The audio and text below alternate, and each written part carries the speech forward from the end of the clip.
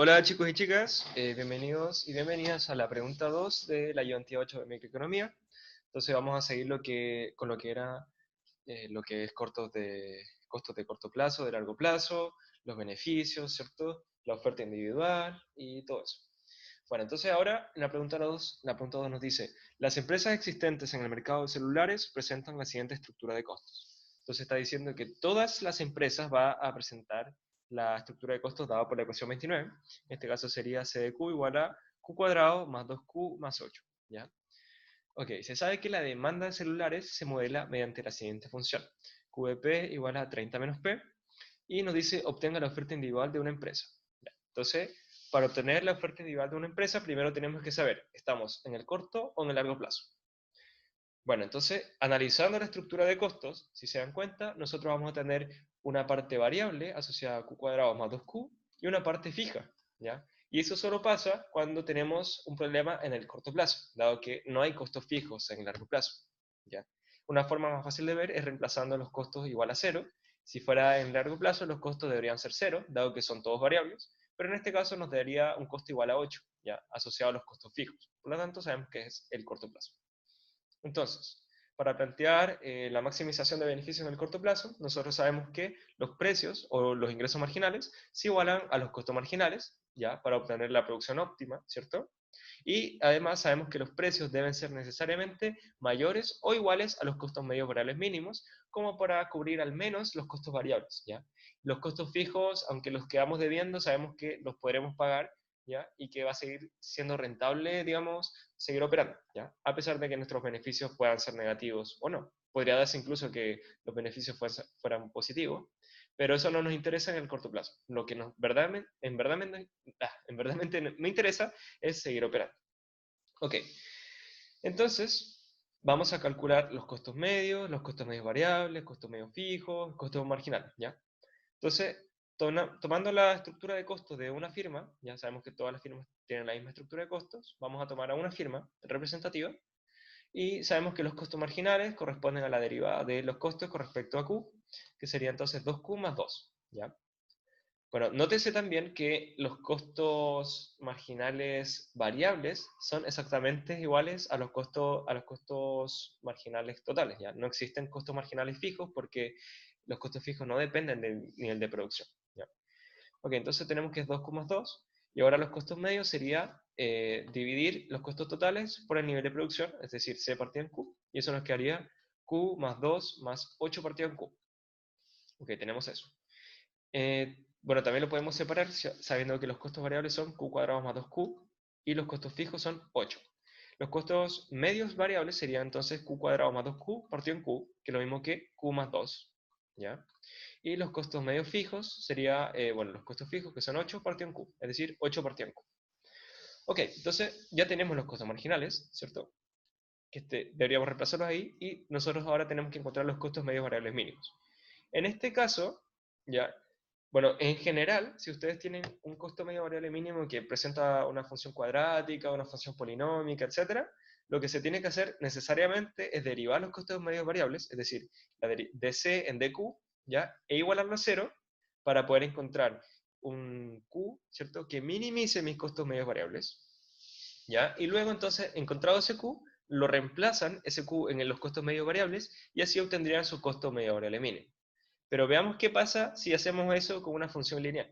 Si hacemos eso con una función lineal, dc en dq nos quedaría 1 y 1 nomás. Y 1 es igual a 0, bueno, es incongruente. Ok, eso pasa porque en verdad es mucho más fácil de explicar si ustedes notan que esto es una función lineal, ¿cierto? Con un intercepto en 2. Entonces, ¿qué pasa si nosotros tenemos nuestro nivel mínimo de producción? Sabemos que nuestro nivel mínimo de producción tiene que ser 0, claramente, porque no podemos tener producción negativa. Entonces, si eso fuera 0, nos damos cuenta que el costo medio variable sería 2, ¿ya? Y para todo otro nivel de producción distinto de 0, siempre los costos medios variables van a ser mayores que 2, ¿ya?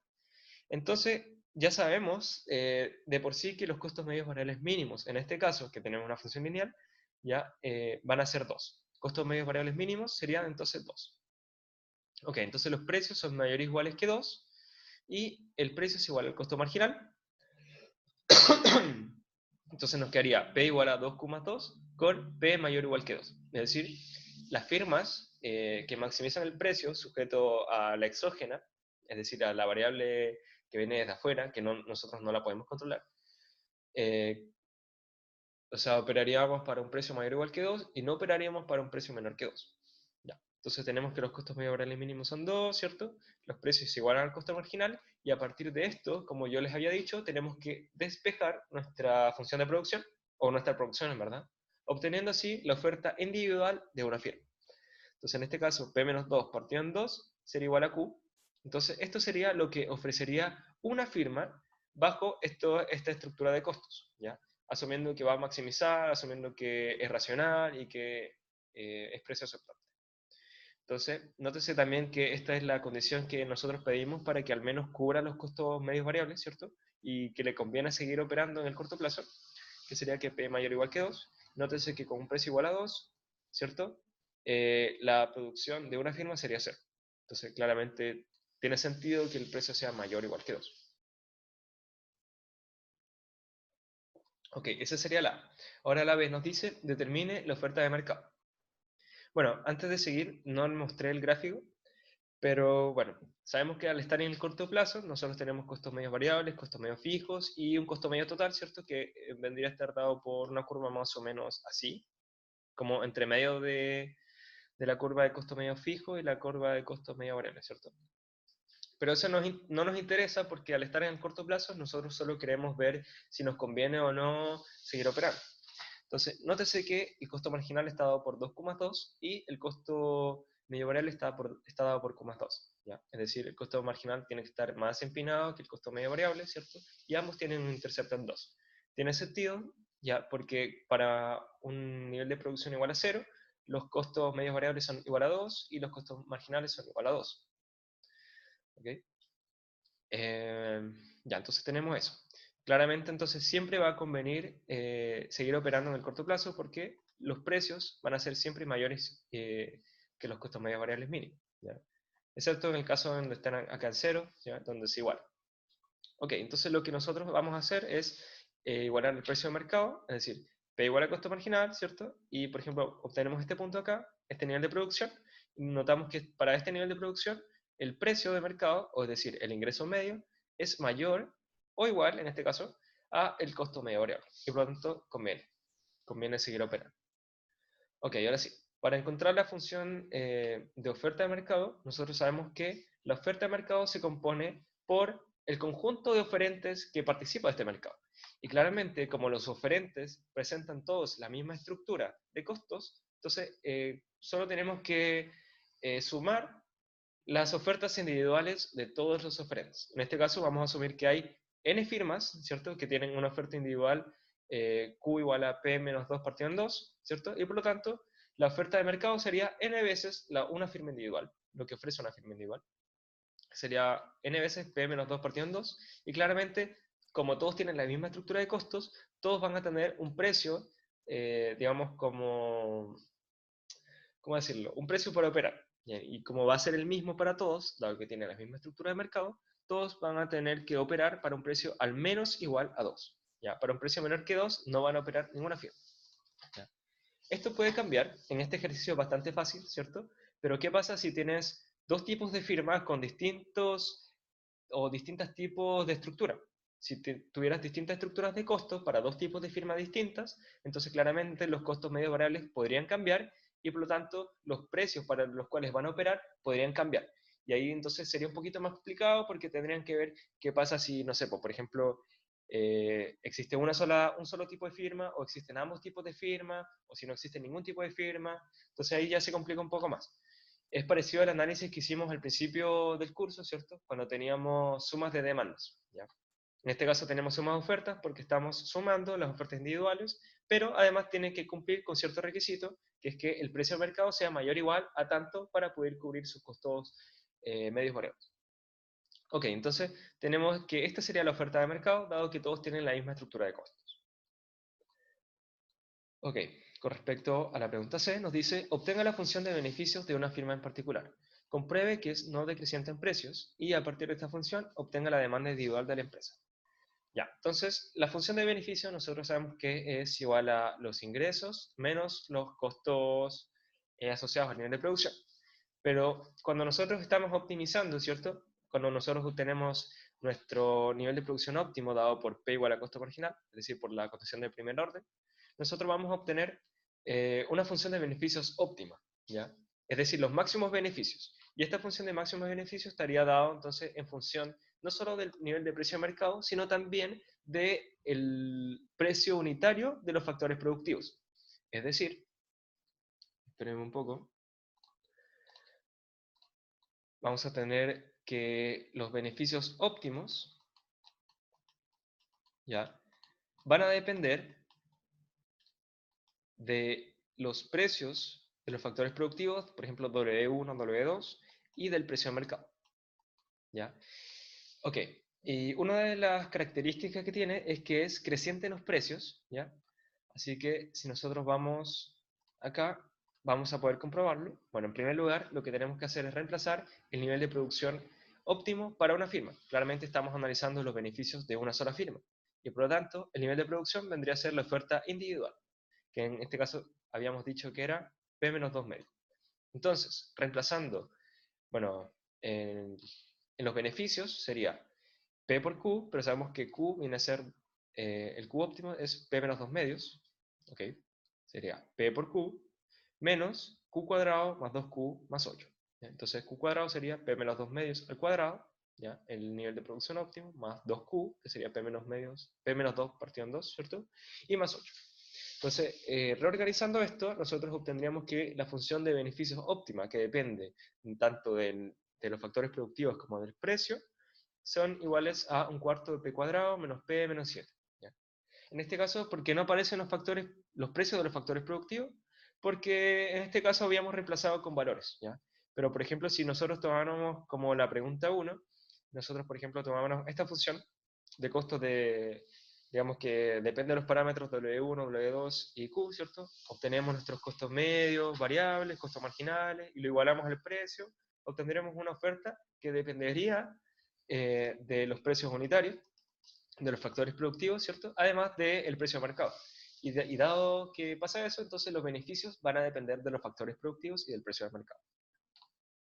¿Ok? Entonces, siguiendo, habíamos llegado a esto, que los beneficios vienen a estar dados por un cuarto de P cuadrado menos P menos 7. Ya, entonces claramente esto es no decreciente en precio, porque si nosotros derivamos la función de máximo de beneficios con respecto al precio de mercado, nos quedaría un cuarto por 2P, que sería un medio de P, menos 1, ¿ya? Nada más, que es lo mismo que P menos 2 partido en 2, un medio de P menos 1, ¿ok? Y nótese que claramente los beneficios tienen que ser positivos o iguales a 0 para un precio mayor o igual que 2, que es la condición que le estamos pidiendo a las ofertas individuales para que puedan seguir operando en el corto plazo. Ahora, nótese que esta derivada de pi máximo en dp corresponde necesariamente a la oferta individual de una firma, ¿ya? Y eso es una propiedad. De hecho, de pi máximo en dp viene a dar la oferta individual, q sub i, que depende entonces de w sub i y dp. Acuérdense que el W sub i viene a estar dado entonces por los costos, ¿cierto? Y eso nos determina los costos medios variables, los costos marginales. Y además que las derivadas de P óptima en DWI, es decir, como un lema de Shepard, derivándolo con respecto a los precios unitarios de los factores productivos, nos da menos la demanda condicionada, perdón, incondicionada de los factores productivos, WI sub P. ¿Por qué incondicionada? Porque si se dan cuenta, la demanda condicionada dependía tanto del precio de los factores productivos como del nivel de producción. En este caso ya no estamos dependiendo del nivel de producción. ¿Por qué? Porque tenemos beneficios máximos. Los beneficios máximos están dados por un nivel de producción óptima. Ya no estamos fijando un nivel de producción, sabemos que es óptima. ¿Ya? Entonces, por eso se llaman demandas incondicionadas. Son distintas a las demandas condicionadas. Ok. Ya, entonces tenemos eso, que la derivada, ¿cierto?, con respecto al precio, viene a ser dado, o sea, viene a estar dada por la oferta individual de las firmas y la derivada de los máximos beneficios con respecto a los precios unitarios de los factores productivos, por ejemplo, el factor productivo 1, me da las demandas menos la demanda incondicionada del bien o del factor productivo 1. Ok. Bueno, y finalmente nos queda la pregunta D, que nos dice, considere que el precio del mercado corresponde a P igual a 4. Obtenga el número de firmas existentes en el corto plazo, así como los beneficios percibidos por las firmas y el beneficio de los oferentes. Entonces, en primer lugar, tenemos que obtener el número de firmas. ¿Ya? Nótese que ahora vamos a tener que hacer una oferta igual a la demanda. ¿Ya? En este caso ya nos dan una demanda, una función de demanda, pero nosotros sabemos que por teoría, digamos, de la utilidad del consumidor, esa demanda se compone de múltiples ofertas, o mejor dicho, múltiples demandas marshallianas, demandas óptimas, ¿cierto? En función del nivel de precio, de los gustos y preferencias, del nivel de, bueno, sí, del ingreso que perciban los consumidores, etc. Pero en este caso tenemos una demanda que ya está compuesta. Y lo más común es que siempre se la den compuesta porque ya estamos analizando no esa parte de teoría del consumidor, sino teoría de la firma. ¿Ya? Lo que nosotros vamos a tener que hacer es sumar todas las ofertas individuales o sumar a todos los oferentes para crear una oferta general. Entonces, sabemos que la oferta individual de una firma viene a estar dada por P menos 2 partido en 2, ¿cierto? Y claramente la oferta de mercado viene a estar dada por n veces eso, dado que todos presentan la misma estructura de costos para un precio mayor o igual que 2, ¿ya? Por lo tanto, este viene a ser la oferta, y lo que tenemos que hacer es igualar esta oferta a la demanda. Es decir, n por p menos 2 partido en 2, y eso se iguala a la demanda que nos dan, que sería 30 menos p. Pero además nos dicen que el precio de mercado está fijo y corresponde a p igual a 4.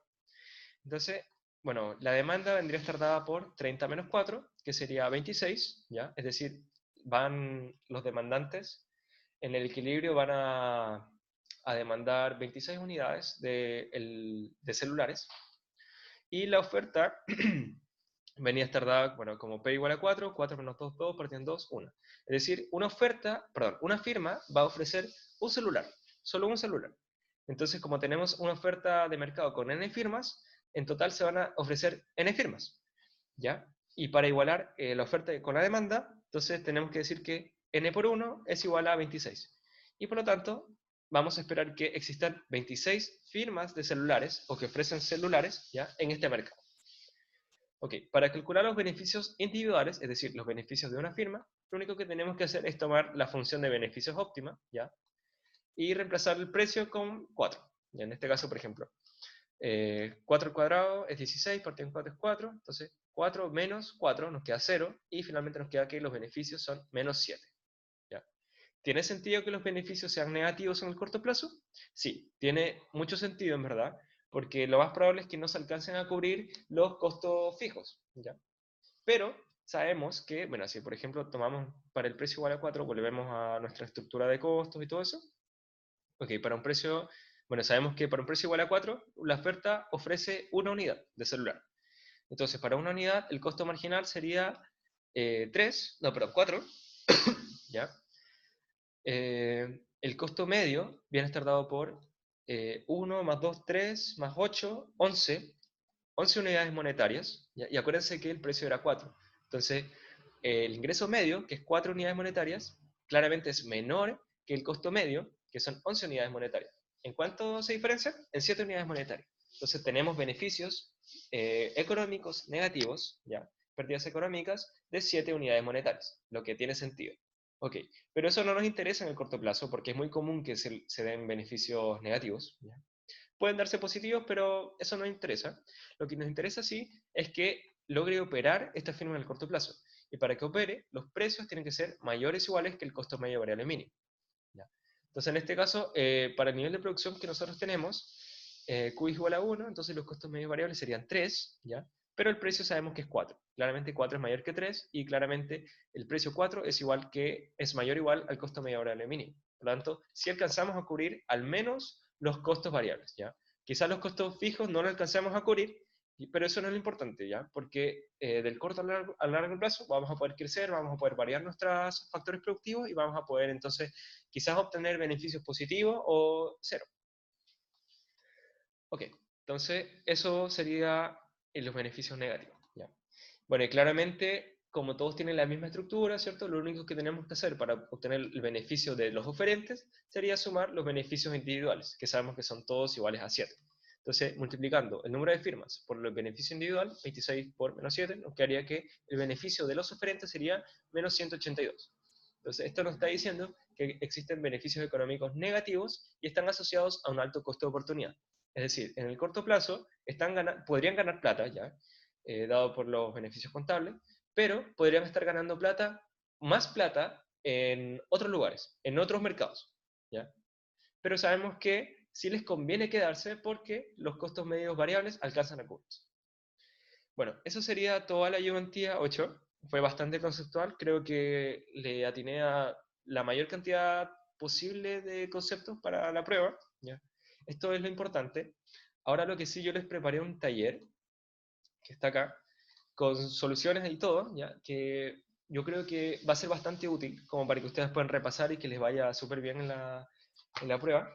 Okay, que tiene, por ejemplo, Cobb-Douglas, me dice, por ejemplo, retornos constantes, que obtenga los costos, costos marginales, costos medios, ¿cierto? Está la solución. Okay. Es bastante interesante igual el análisis que se da, tenemos los gráficos para que no se pierdan. Y la pregunta 2, aquí ya tenemos algo más interesante. Si se dan cuenta, tenemos n firmas de un tipo, de una estructura de costos, tenemos 2n firmas de otro tipo, de otra estructura de costos, y claramente entonces tenemos que hacer el planteamiento de maximización de beneficios para ambos tipos de firmas, es decir, P igual a costo marginal, con el precio más igual que el costo medio variable, en este caso, como son dos estructuras, dos veces.